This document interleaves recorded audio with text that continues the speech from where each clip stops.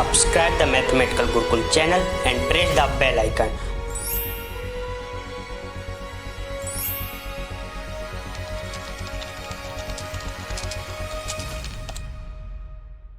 रात मुझे हमेशा याद रहेगी जब मैरियन जे डगलस हमारी क्लास का विद्यार्थी था। मैंने उसके असली नाम का प्रयोग नहीं किया है क्योंकि उसने मुझसे व्यक्तिगत कारणों से अपना नाम सार्वजनिक न करने का आग्रह किया, परंतु यह रही उसकी असली कहानी जो उसने क्लास के सामने सुनी। उसने हमें बताया कि किस तरह उसके घर में 2 हादसे हुए।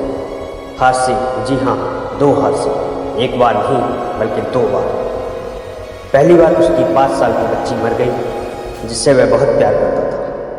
उसने और उसकी पत्नी ने सोचा कि वे इस महान दुख को सहन नहीं कर पाएंगे, परंतु जैसा उसने बताया 10 महीने बाद ईश्वर ने हमें एक और छोटी लड़की दी और वह 5 दिन में ही चल बसी। यह दोहरा हादसा लगभग असहनीय था। मैरियन ने कहा, मैं इसे नहीं झेल पाया। मैं न सो पाता था, न खा पाता था, न ही चैन से बैठ पाता था और न ही आराम कर पाता था। मेरी हिम्मत टूट चुकी थी और मेरा आत्मविश्वास खत्म हो गया था। आखिरकार वह डॉक्टरों के पास गया। एक ने उसे नींद की गोलियां दी, दूसरे ने सुझाव दिया वह कहीं बाहर घूमने चला जाए। उसने दोनों ही तरीके आजमाए परंतु किसी से भी लाभ नहीं हुआ। उसने बताया, ऐसा लग रहा था जैसे मेरा शरीर किसी शिकंजे में जकड़ा हो और वह लगातार कसता जा रहा है। दुख का तनाव, अगर आप कभी दुख के मारे टूटे हों तो आप समझ सकते हैं कि उसका मतलब क्या था। परंतु ईश्वर की कृपा से मेरा एक बच्चा जीवित था। मैरियन कहता है कि ईश्वर की कृपा से उसका एक बच्चा जीवित था। मेरा 4 साल का पुत्र, उसने मेरी सारी समस्या सुलझा दी। अब उस 4 साल के पुत्र ने आखिर उसके साथ क्या किया कि 2 बार के हादसे को जो व्यक्ति झेल नहीं पाया और उसकी सारी समस्याएं सुलझ गई। तो एक दोपहर जब मैं दुख में डूबा था, मैरियन कहता है कि एक दोपहर जब वह दुख में डूबा था तो उसने कहा, डैडी मेरे लिए एक बोट बना दो। बोट बनाने का मैरियन का कतई मूड नहीं था। सच तो यह था कि मैरियन का मूड कुछ भी करने का नहीं था, परंतु मेरा बेटा जिद्दी किस्म का है और मुझे आखिरकार हार माननी पड़ी। उसकी टॉय बोट बनाने में मुझे 3 घंटे लगे। जब मैंने बोट पूरी तरह बना ली तब जाकर मुझे यह एहसास हुआ कि दरअसल महीनों की चिंता के बाद मुझे पहली बार इन 3 घंटों में इतनी शांति और मानसिक राहत मिली थी। इस खोज ने मुझे नींद से जगाया और सोचने पर मजबूर कर दिया कि कई महीनों में पहली बार मैं कुछ सोच रहा था। मैंने महसूस किया कि जब हम किसी काम की योजना बनाने और उसके बारे में सोचने में व्यस्त होते हैं तो चिंता करना मुश्किल होता है। मेरे मामले में बोट बनाने के काम में मेरी चिंता को चारों खाने चित्त कर दिया था। इसलिए मैंने फैसला किया कि मैं खुद को व्यस्त रखूँगा। अगली रात को जब मैं घर में इस कमरे से उस कमरे तक घूमा और उन कामों की सूची बनाई जो किए जाने चाहिए थे। दर्जनों सामानों को मरम्मत की जरूरत थी। बुक केस, सीढ़ी, खिड़कियाँ, खिड़कियों के पर्दे, दरवाजे के हैंडल, ताले, नालियाँ। आपके यह जानकर हैरानी होगी कि 2 सप्ताह में मैंने 242 कामों की सूची बना ली जिनकी तरफ मेरा ध्यान दिया जाना था। पिछले 2 सालों में मैंने उनमें से ज़्यादातर काम पूरे कर लिए हैं। इसके अलावा मैंने अपने जीवन को प्रेरक गतिविधियों से भी भर लिया है। सप्ताह में 2 रातों को मैं न्यूयॉर्क में प्रौढ़ शिक्षण की कक्षाओं में भाग लेता था। मैं अपने गृह नगर में भी गतिविधियों का हिस्सा हूँ और अब स्कूल बोर्ड का चेयरमैन बन चुका हूँ। मैं दर्जनों मीटिंगों में भाग लेता हूँ, रेड क्रॉस के लिए चंदा इकट्ठा करता हूँ और दूसरी गतिविधियों में भी जुटा रहता हूँ। मैं अब इतना व्यस्त हूँ कि मुझे चिंता करने के लिए वक्त भी नहीं मिलता।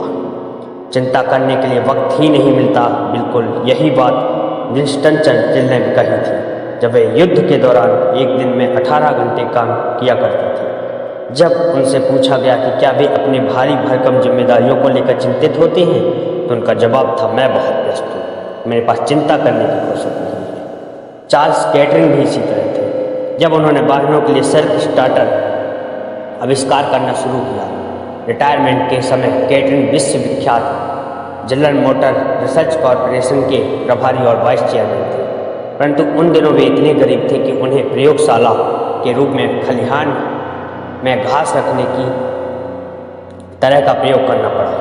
किराना खरीदने के लिए उन्हें उन $1500 का उपयोग करना पड़ा जो उनकी पत्नी ने पियानो सिखाकर कमाए थे। बाद में उन्हें अपने जीवन बीमे पर $500 उधार लेने पड़े। मैंने उनकी पत्नी से पूछा कि क्या उन्हें इतनी विपरीत परिस्थितियों में कभी चिंता नहीं हुई। उन्होंने जवाब दिया, हाँ, मैं इतनी चिंता करती थी कि सो नहीं पाती थी, परंतु मिस्टर कैटरिन को जरा भी चिंता नहीं होती थी। वे अपने काम में इतने व्यस्त रहते थे कि उनके पास चिंता करने का समय ही नहीं था। महान वैज्ञानिक पाश्चर ने कहा है, वह शांति जो पुस्तकालयों और प्रयोगशालाओं में पाई जाती है, वहाँ पर शांति क्यों पाई जाती है?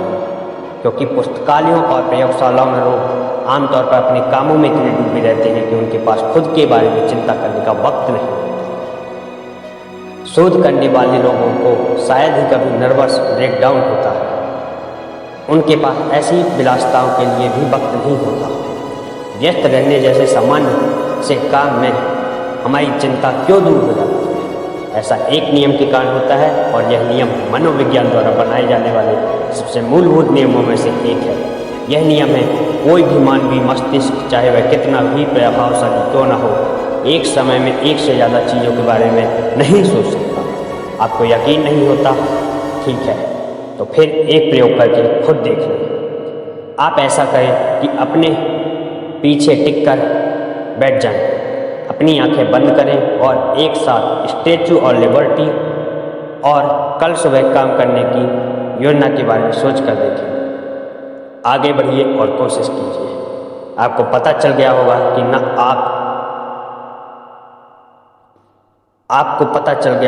ना कि आप बारी बारी से दोनों विचारों के बारे में तो सोच सकते हैं, परंतु दोनों के बारे में एक साथ नहीं सोच सकते। यही भावनाओं के क्षेत्र में भी सही है। हम किसी रोमांचक काम को करते समय जब उत्साहित या व्यस्त होते हैं तो उसी समय चिंता की खाई में पड़े नहीं रह सकते। एक तरह की भावना दूसरी तरह की भावना से बाहर निकाल देती है, और इसी आसान खोज की मदद से सेना की मनोचिकित्सा के दौरान चमत्कार किया। जब सैनिक युद्ध के मैदान में इतनी बुरी तरह दहल कर बाहर आते थे, न्यूरोटिक हो जाते थे, तो सेना के डॉक्टर उनके इलाज के लिए उन्हें व्यस्त रखो की दवा देते थे। इन न्यूरोटिक लोगों का हर मिनट किसी न किसी गतिविधि से भर लिया जाता था, जिनमें आमतौर पर बाहरी गतिविधियाँ होती थी, जैसे मछली पकड़ना, शिकार करना, फुटबॉल खेलना, गोल्फ खेलना, तस्वीरें लेना, बागवानी और डांस करना। उन्हें अपने दुखद अनुभवों के बारे में सोचने की फुर्सत ही नहीं दी जाती थी। जब कार्य को चिकित्सा के रूप में प्रयुक्त किया जाता है तो मनोचिकित्सक इसे ऑक्यूपेशनल थेरेपी कहते हैं। यह कोई नई खोज नहीं है। पुराने यूनानी डॉक्टर ईसा मसीह के पैदा होने से 500 साल पहले इसकी सलाह दे रहे थे। क्वेकर्स इसका प्रयोग फिलाडेल्फिया में बेन फ्रैंकलिन के समय में कर रहे थे। एक आदमी ने 1774 में क्वेकर सैनिटेरियम की यात्रा की और वह यह देखकर स्तब्ध रह गया कि मानसिक रूप से बीमार मरीज सूत काट रहे थे। उसने सोचा कि बेचारे बस नसीबों का शोषण किया जा रहा है, जब तक कि क्वेकर्स ने उसे यह नहीं बताया कि उन्होंने पाया कि उनके मरीज जब थोड़ा काम करते हैं तो उनमें सचमुच सुधार होता है। इससे मन को शांति पहुँचती है। कोई भी मनोचिकित्सक आपको बता देगा कि काम व्यस्त रखना बीमार मन के लिए सबसे अच्छा एनेस्थीसिया है। हेनरी डब्ल्यू लॉन्गफेलो ने जब अपनी युवा पत्नी को खो दिया तो उन्हें भी यह अनुभव हुआ। उनकी पत्नी एक दिन मोमबत्ती का मोम पिघला रही थी, तभी उसके कपड़ों ने आग पकड़ ली। लॉन्गफेलो ने उसकी चीख सुनी और समय रहते उसे बचाने की कोशिश की, परंतु वह जलकर मर गई। कुछ समय तक लॉन्गफेलो उस भयानक अनुभव की याद से इतने दुखी हो गए कि वे पागलपन के कगार पर पहुंच गए। परंतु सौभाग्य से उन्हें अपने 3 छोटे बच्चों की तरफ ध्यान देना था। अपने दुख के बावजूद लॉन्गफेलो ने अपने बच्चों का पिता दोनों बनना पड़ा। वे उन्हें घुमाने ले गए, कहानियाँ सुनी, उनके साथ खेल खेले और अपनी कविता द चिल्ड्रंस ऑवर में उनके साहचर्य को अमर किया। उन्होंने दाते का अनुवाद भी किया और इन सारे कामों को एक साथ करने में भी इतने व्यस्त रहे कि अपने आप को पूरी तरह से भूल गए और उन्होंने मन की शांति फिर से हासिल की। जब टेनिसन ने अपने सबसे गहरे दोस्त आर्थर हल्लान को खोया तो उन्होंने कहा, मुझे अपने आप को काम में झोंकना पड़ेगा, वरना मैं निराशा में मुरझा जाऊंगा।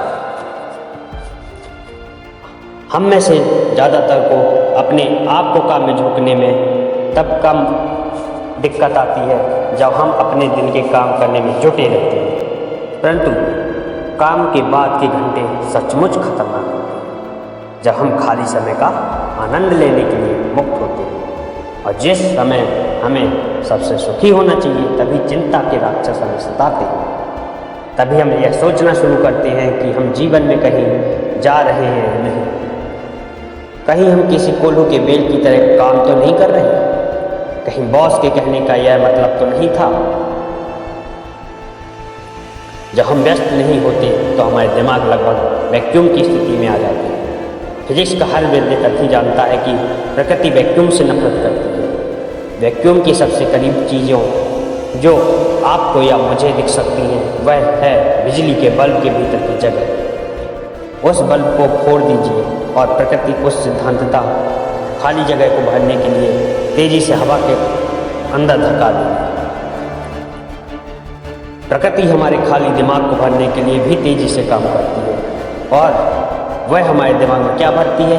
आमतौर पर भावनाएं। क्यों? क्योंकि चिंता, डर, नफरत, ईर्ष्या और जलन की भावनाएं बहुत प्रबल और अधिकाल से चली आ रही हैं। प्रचुर ऊर्जावान भावनाएं। ये भावनाएं इतनी प्रबल होती है कि वे हमारे दिमाग में शांतिपूर्ण सुखद विचारों और भावनाओं को बाहर कर देती हैं। टीचर्स कॉलेज कोलंबिया के professor of education James L Mursell ने इसे बहुत अच्छे तरीके से कहा था, चिंता के आग पर सवार होने की सबसे अधिक संभावना तब होती जब आप काम में जुटे होते हैं। चिंता के आग पर सवार होने की सबसे अधिक संभावना तब नहीं होती जब आप काम में जुटे होते हैं, बल्कि तब होती है जब दिन का काम खत्म हो जाता है। तब आपकी कल्पना शक्ति बदहवास होकर भाग सकती है, हर तरह की मूर्खतापूर्ण संभावनाओं को सामने ला सकती है और हर छोटी गलती को बढ़ा चढ़ाकर दिखा सकती है। ऐसे समय आपका मस्तिष्क उस मोटर की तरह होता है जो खाली चल रही है। जब यह इस तरह सर पर दौड़ती है तो इसके बेरिंग जलने का खतरा या इसके टुकड़े टुकड़े होने की भी आशंका भी होती है। चिंता का इलाज है किसी रचनात्मक काम में पूरी तरह से लग जाना, परंतु आपको यह सच्चाई जानने और इस पर अमल करने के लिए कॉलेज का प्रोफेसर होने की जरूरत नहीं है। द्वितीय विश्व युद्ध में मैं शिकागो की एक गृहिणी से मिला जिसने मुझे बताया कि उसने यह जान लिया था कि चिंता का इलाज है किसी रचनात्मक काम में पूरी तरह से लग जाना। मैं इस महिला और उसके पति से डाइनिंग कार में मिला था जब मैं न्यूयॉर्क से मिसूरी के अपने फॉर्म पर जाने के लिए यात्रा कर रहा था। इस दंपत्ति ने मुझे बताया कि उनका पुत्र पर्ल हार्बर की घटना के अगले दिन ही सेना में भर्ती हो गया था। महिला ने मुझे बताया कि उसने अपने इकलौते पुत्र की चिंता करते करते खुद की सेहत लगभग बिगाड़ दी। वह कहाँ था? क्या सुरक्षित था या लड़ाई के मैदान में था? कहीं वह घायल तो नहीं हो गया, मर गया हो? जब मैंने महिला से पूछा कि उसने किस तरह अपनी चिंता को जीता तो उसका जवाब था, मैं व्यस्त हूँ। उसने मुझे बताया कि पहले तो उसने अपनी नौकरानी को हटा दिया और घर का काम खुद करके अपने आप को व्यस्त रखने की कोशिश की, परंतु इससे ज़्यादा मदद नहीं मिली। उसने कहा, समस्या यह थी कि मैंने घर का काम अपने दिमाग का इस्तेमाल किए बिना लगभग मशीनों अंदाज में कर सकती थी। इसलिए मैं बिस्तर लगाते समय और बर्तन धोते समय भी चिंता करती रहती थी। मैंने महसूस किया कि अपने आप को 24 घंटे शारीरिक और मानसिक रूप से व्यस्त रखने के लिए मुझे किसी नए तरह के काम की ज़रूरत है। इसलिए मैंने एक बड़े डिपार्टमेंटल स्टोर में सेल्स वूमेन की नौकरी कर ली। इससे काम बन गया। उसने कहा। मैंने तत्काल अपने आप को गतिविधियों के तूफान के बीच में पाया। ग्राहक में चारों तरफ मंडरा रहे थे। मुझसे कीमत, साइज, रंग पूछ रहे थे। मुझे अपने सामने के काम के अलावा किसी दूसरी चीज़ के बारे में सोचने के लिए एक सेकंड की भी फुर्सत नहीं थी। और जब रात आती थी तो मैं अपने दुखते पैरों को आराम देने के अलावा किसी चीज़ के बारे में नहीं सोच पाती थी। जैसे ही मैं डिनर ख़त्म करती थी, बिस्तर पर लेट जाती थी और तत्काल बेहोश हो जाती थी। मेरे पास चिंता करने का न तो समय था न ही शक्ति। इस महिला ने खुद के अनुभव से वह सीख लिया जो जॉन काउपरपाइज ने the art of forgetting the unpleasant में कहा था। एक निश्चित आरामदेह सुरक्षा, एक निश्चित गहन आंतरिक शांति, एक तरह की सुखद झुंझुनी इंसान नाम के जानवर की तंत्रिकाओं को शांत करती है जब वह सौंपे गए काम में डूब जाता है। और कितना बड़ा वरदान है कि ऐसा होता है। विश्व की प्रसिद्ध महिला ओशा जॉनसन ने मुझे बताया कि उन्होंने किस तरह चिंता और दुख से छुटकारा पाया। हो सकता है आपने उनकी जीवनी पढ़ी हो। इसका शीर्षक है I read adventure, I married adventure. अगर किसी महिला ने रोमांच से विवाह किया था, तो निश्चित रूप से वे यही थे। मार्टिन जॉनसन ने ओशा से तब विवाह किया जब वे 16 साल की थी और वह उसे कैन्यूट कॉन्सस से उठाकर बोर्नियो के जंगल में ले आया। 25 साल तक कॉन्सस के यह दंपत्ति दुनिया भर में यात्रा करते रहे और साल बाद वे फिल्म बनाते हुए एक लेक्चर टूर कर रहे थे। वे डेनवर से कॉट्स जाने वाले एक हवाई जहाज पर सवार हुए जो पहाड़ से टकरा गया। मार्टिन जॉनसन तत्काल मर गए। डॉक्टरों का कहना था कि ओशा अपने बिस्तर से दोबारा नहीं उठा, परंतु वे ओशा जॉनसन को नहीं जानते थे। 3 महीने बाद वे व्हील चेयर पर थे और बड़ी भीड़ के सामने भाषण दे रही थी। दरअसल उन्होंने उस सीजन में 100 से अधिक सभाओं को संबोधित किया। व्हील चेयर पर बैठे बैठे ही जब मैंने उनसे पूछा कि उन्होंने ऐसा क्यों किया तो उनका जवाब था, मैंने इसलिए किया ताकि मेरे पास दुख और चिंता के लिए समय न रहे। ओशा जॉनसन ने उसी सच्चाई का पता लगा लिया जिसे टेनिसन ने 1 सदी पहले व्यक्त किया था। मुझे अपने आप को काम में झोंकना पड़ेगा वरना मैं निराशा से मुरझा जाऊंगा। एडमिरल वर्ल्ड ने भी यही सच्चाई जानी जब वे 5 महीनों तक अकेले एक झोपड़ी में रहे जो सचमुच विशाल ग्लेशियरों और बर्फ से ढके दक्षिणी ध्रुव के अंदर दफन थी। वह बर्फीला ध्रुव जो प्रकृति के सबसे प्राचीन रहस्य छुपाए है, वह बर्फीला ध्रुव जिसका क्षेत्रफल अमेरिका और यूरोप दोनों से बड़ा है। एडमिरल वर्ल्ड ने वहाँ पर 5 महीने अकेले गुजारे। 100 मील के दायरे में आसपास किसी तरह का कोई भी जीवित प्राणी नहीं था। ठंड इतनी ज़्यादा थी कि वे अपनी सांस को जमाते हुए सुन सकते थे और उसे बर्फ बनते हुए देख सकते थे। जब हवा इसे उड़ाकर उनके कानों के पास से ले जाती थी। अपनी पुस्तक अलोन में एडमिरल वर्ल्ड उन 5 महीनों के बारे में बताते हैं जो उन्होंने उस भयानक और आत्मा को ला देने वाले अंधेरे में गुजारे। दिन भी रात जितने काले होते थे, पागलपन से बचने के लिए उन्हें खुद को व्यस्त रखना पड़ा।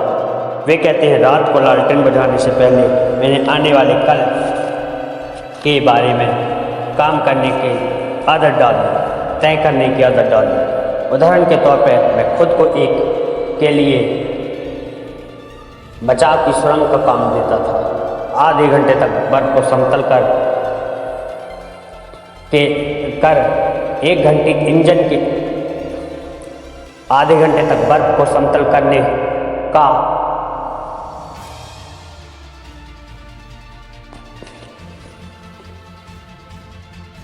निराश होकर मैंने जीने का ऐसा एक तरीका अपनाया जिससे मेरी अनिद्रा की बीमारी ठीक हो गई। सारी चिंताएं खत्म हो गई। वे कहते हैं रात को लालटेन बजाने से पहले मैंने आने वाले कल की काम को तय करने की आदत डाली। उदाहरण के तौर पर मैं खुद को एक के लिए बचाव की सुरंग का काम देता था। आधे घंटे तक बर्फ को समतल करने का, 1 घंटे ईंधन के ड्रामों को सीधा करने का, 1 घंटे भोजन की सुरंग की दीवारों में बुक शेल्फ काटने का और 2 घंटे इंसान को ले जाने वाले स्लेज में एक टूटे हुए पुल को नए सिरे से बनाने का। इस तरह से समय काटने की व्यवस्था करना बहुत अद्भुत था।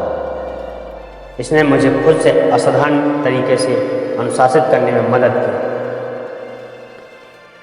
इसके या इसी जैसे किसी उपाय के बिना मेरे दिन बिना लक्ष्य के गुजरते और बिना लक्ष्य के उनका भी वही अंत होता जो इस तरह के दिनों का हमेशा होता है।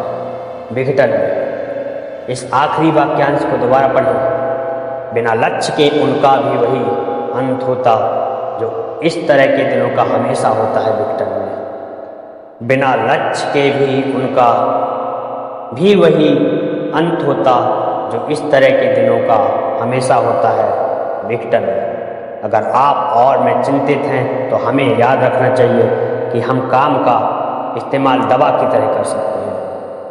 इसे कहने वाला कोई आम आदमी नहीं है, बल्कि यह स्वर्गीय डॉक्टर रिचर्ड सी कैबॉट ने कहा था, जो हार्वर्ड में क्लिनिक मेडिसिन के पूर्व प्रोफेसर थे। अपनी पुस्तक व्हाट मैन लिव बाय में डॉक्टर कैबॉट कहते हैं, एक डॉक्टर होने के नाते मुझे यह देखने से खुशी मिली है कि काम ने ऐसे कई लोगों का इलाज किया है जो आत्मा के कांपते फालिश से पीड़ित थे और शंकाओं, झिझक, ढुलमुलापन और डर को जीतने से ऐसा संभव हुआ।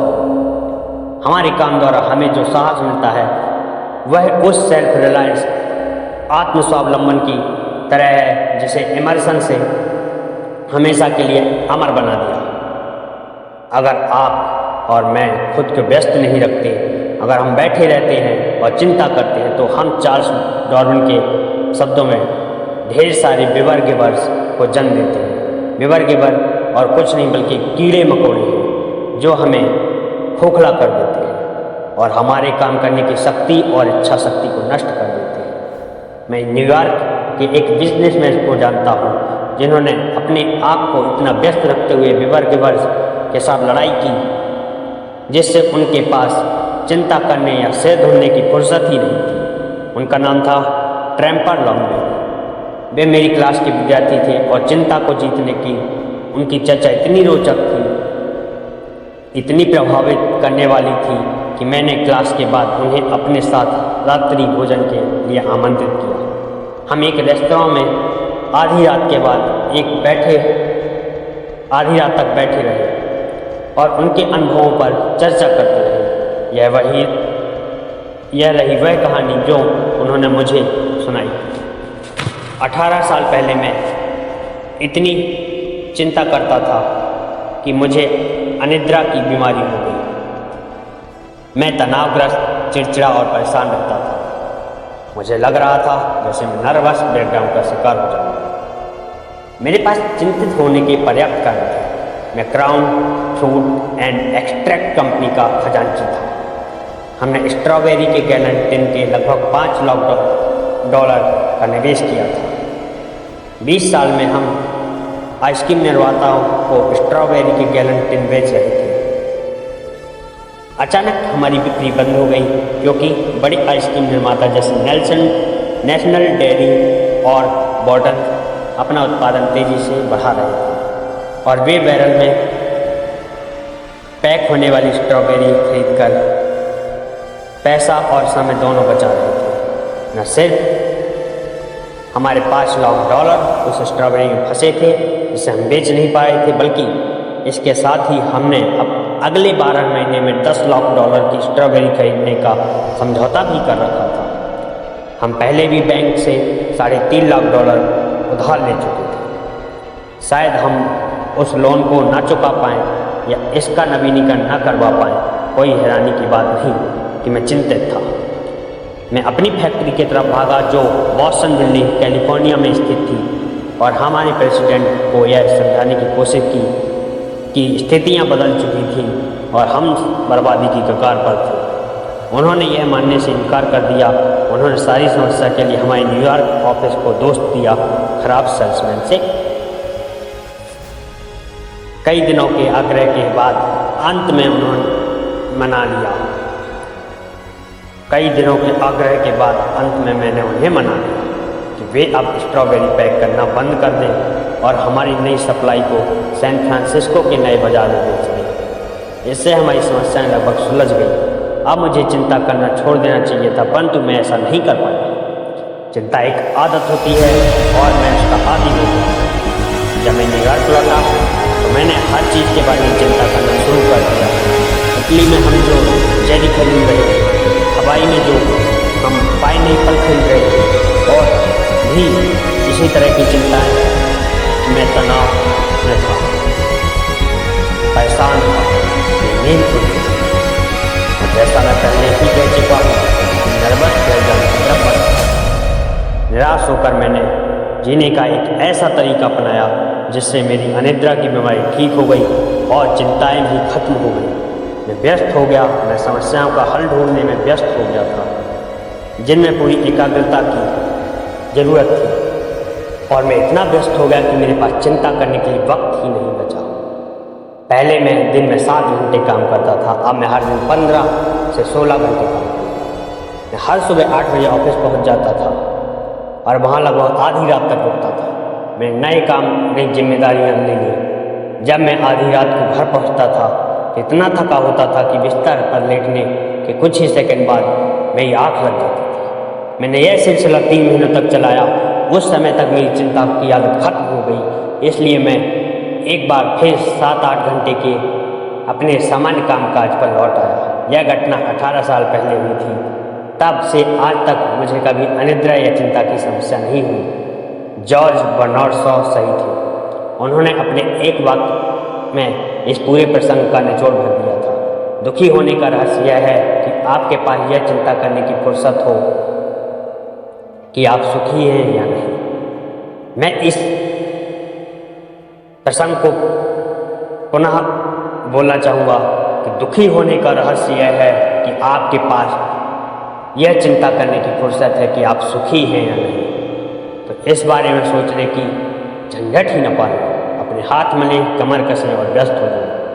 आपका खून तेजी से बहने लगेगा, आपका दिमाग तेजी से काम करने लगेगा, और जल्दी ही आपके शरीर में जीवन का यह सकारात्मक प्रवाह और आपके मस्तिष्क से चिंता को बाहर निकाल देगा। व्यस्त हो जाएं, व्यस्त रहें।